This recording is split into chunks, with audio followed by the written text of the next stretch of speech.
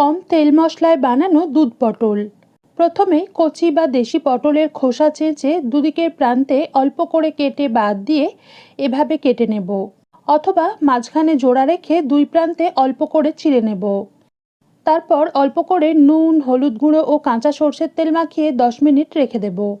এবার গরম সর্ষের তেলে কাঁচা লঙ্কা, তেজপাতা, ছোট এলাচ ও ডালচিনি ফোড়ন দিয়ে সুগন্ধ বেরোনো পর্যন্ত সাঁতলে পটল দিয়ে হালকা লাল করে ভেজে নেব। এরপর আদার রস, কাঁচা লঙ্কা বাটা, নুন, কাশ্মীরি লঙ্কা গুঁড়ো ও জিরে গুঁড়ো অল্প জল দিয়ে 30 সেকেন্ড মতো কষে কাজু, কিশমিশ ও পোস্ত বাটা দিয়ে একটু নেড়ে আবারও অল্প জল মিশিয়ে মশলা থেকে তেল আলাদা হওয়া পর্যন্ত কষে নেব। এবার ফুটিয়ে ঘন করা দুধ আর কাঁচা লঙ্কা মিশিয়ে গ্যাস কমিয়ে পটল সিদ্ধ হয়ে আসা পর্যন্ত ফুটিয়ে অল্প চিনি মিশিয়ে গ্যাস বন্ধ করে গা ঘি ছড়িয়ে কিছুক্ষণ ঢেকে রেখে নামিয়ে নেব।